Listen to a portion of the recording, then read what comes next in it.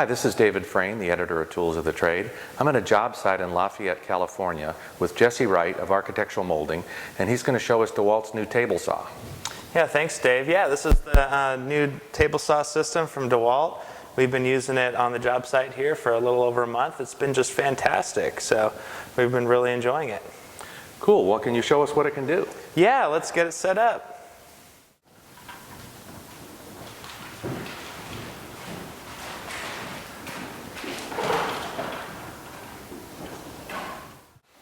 So this is the new DeWalt table saw. It has a great stand on it. As you can see, it stands up and it's pretty heavy duty. Definitely doesn't feel like it wants to tip or anything, so it's rock solid in that department. But it's got these great legs on here. They just kind of click in position here like that. And you walk around over here and they kind of got these lever action kind of legs on that side. And they just flip down like that, and it's basically good to go. Walk over here, raise the blade up.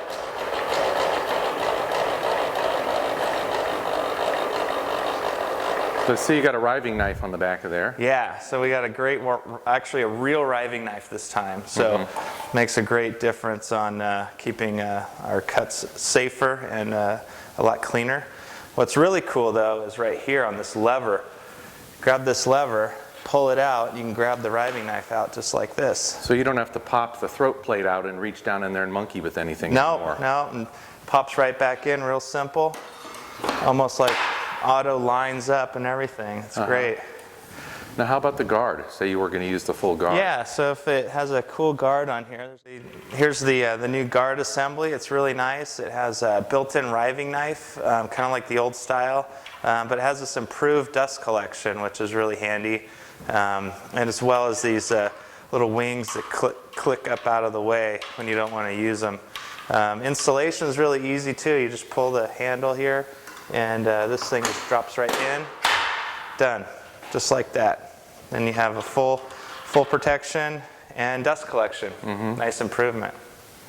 Cool. So can you show how the fence operates on this?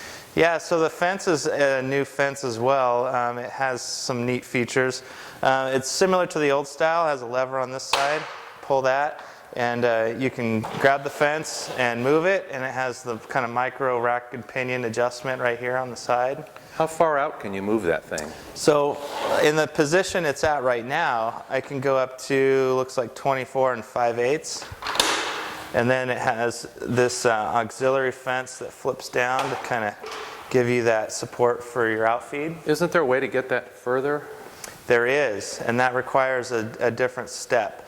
So the way that works is there's got these little clips right here, and you just undo this and move this fence into its secondary position. So that looks like that picks you up maybe another 8 inches or so? Oh yeah. So there's, if you notice down here on the scale has 2 different colors, and so when you move this to its secondary position, now you can go up to 32 and almost 11/16 right there. Wow, that is big. Yeah. So now you were showing me something earlier about the switch being kind of different. Yeah, so the switch is really nice because for one it's got this little lock protection right here. So it has kind of a child lock, I guess you could say. But it's nice because it keeps this protected. You don't have to worry about accidental activation there. But you can also flip it out of the way. And to activate the saw, you actually have to push the green button. Push in through the middle there. Push through the middle, exactly. Unlike the old version where it just operated on a rocker switch, this prevents any type of accidental activation.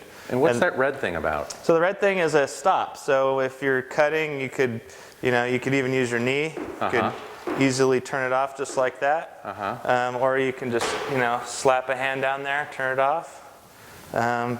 But yeah, it's a nice feature. It takes a little getting used to compared to the old one, because the old one, you would pull and then you could do the knee thing. But this one you have to remember that it's a little different. Push button. Which a lot of them have. That's not a big to do. Yeah, not a big deal. And I see it's got a cord wrap on there on the left. Yeah, cord wrap built in on the side, and the tool store right here to change the blade. You push this little button and the little tools come out. Oh, you go. 1 and 2. So you're not going to lose them. Definitely not going to lose them, and you don't have to undo like a knob thing. nut. Yeah, a little nut to take. Like they did on the old one forever ago. Yeah. And Exactly. what, anything on the back of this thing, or?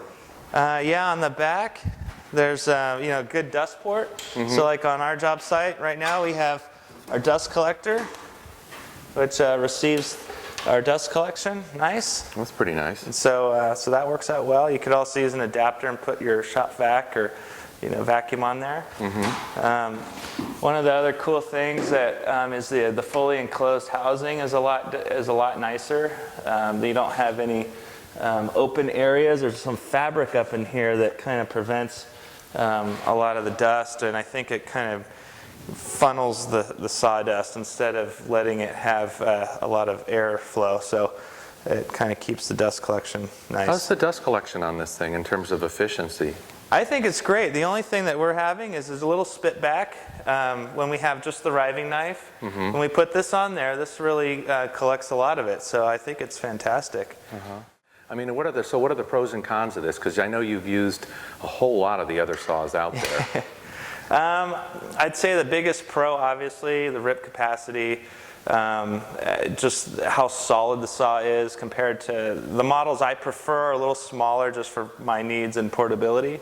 But when we're on these bigger job sites, having a full-size table saw like this really has its benefit. One man can easily slap up a sheet, rip it, or big shelving like we've been using on this job. Yeah, and the back legs come out in such a way it looks like one guy could do it and probably not tip it over like you would with so many of those others. Yeah, I mean this thing is it just does not move. It's fantastic. So if there was a con to this particular saw, for you anyway, which might not be the same for everyone. Right.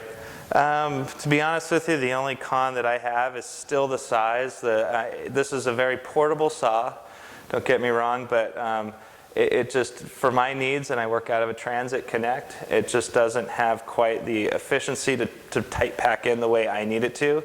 Not a huge issue, but the fact that it does stand up on edge makes portability very good. But as far as any other, I mean, I don't really have too many complaints about it just because it works. It's solid. I mean, even when this fence is way out here, it's very solid.